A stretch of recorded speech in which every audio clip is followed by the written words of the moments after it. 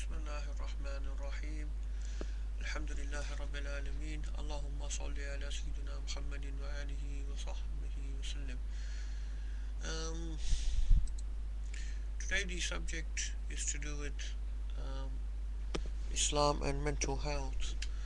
I'm recording this in response to a question, a very interesting question sent to me by a sister who was asking that she wanted to find out more about Islam and mental health, and she knew some people who have suffered from depression, and she was wondering what was the um, Islamic approach to this. Uh, First of all, just I'd like to mention a couple of general aspects of this subject. Um, the sister talked about the Western medical model and some traditional medical models, specifically Islamic medicine or prophetic medicine, as it's sometimes called, and mentioned several authors that have written on mental illness in the past. Um, First of all, I'd just like to say that the field of psychiatry, which deals with mental illness, is a field which requires Islamicization or Islamization, as it's referred to, but I prefer the term Islamicization rather than Islamization.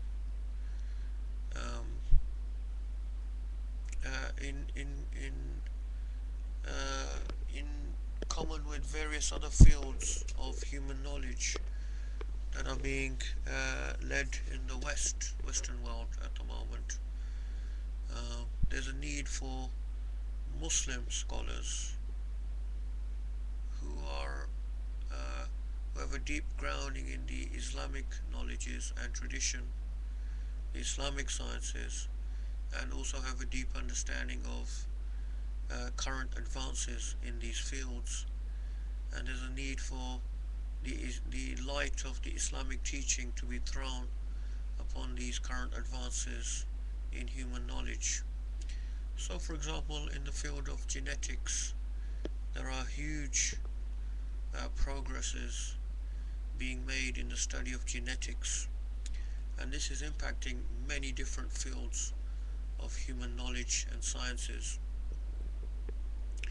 from human ancestry to medicine to biology to all sorts of different fields are being impacted by these advances. So there's a huge need for Muslims to be at the forefront of this knowledge, but also to have this grounding in the Islamic tradition and in the Quranic and Hadith knowledge, to be able to bring the light of revelation upon these current advances, something that the Western world cannot do. Similarly, psychiatry, which is the study of the human mind and the illnesses of the human mind, or mental illness as it is referred to, is in need of the light of Islamic knowledge to be cast upon it. So, some people make a contrast between Western or allopathic medicine and traditional forms of medicine, and many people view it actually as a clash between two contradictory approaches. This, I think, is a mistake because there are definitely uh, advances that Western medicine have made that are useful and that we need to take on board.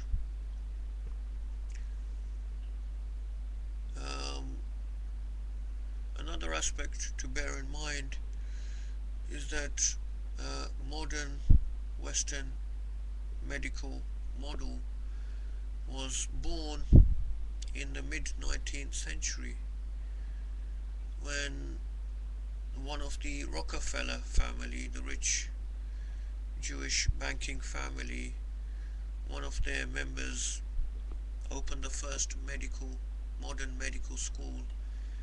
I believe it was in New York, in America. From here on, these medical schools, Western medical schools, I believe proceeded to set aside the hundreds or often thousands of years of traditional medical experience that was embodied in the traditional forms of medicine, which we now refer to in different ways, such as herbal medicine, traditional medicine, etc. So, um,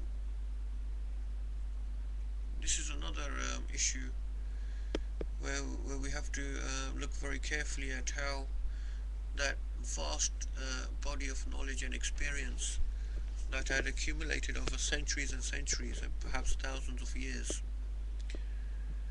that we refer to as traditional or herbal medicine, how all of that was cast aside um, in favor of this new so-called scientific or modern medicine. And we also have to look carefully at the influence of capitalist concerns where it comes to modern medicine, because modern medicine in the West is dominated by economic forces. So pharmaceutical companies are amongst the most powerful and largest companies in the world. We have their European headquarters here in Hounslow, and you see the size and the magnificence of that building. So these are modern palaces where economic power is concentrated. Um, so a lot of what happens in contemporary medicine is driven by economic forces. So it's not always in the best interest of patients, but often it is in the best interests of people who stand to make a lot of profit.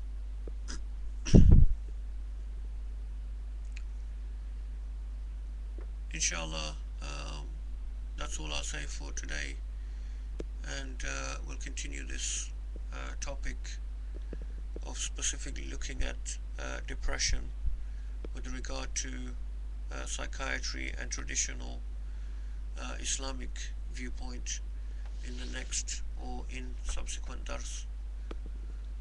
صلى الله على سيدنا محمد وآله وصحبه وسلم والحمد لله رب العالمين.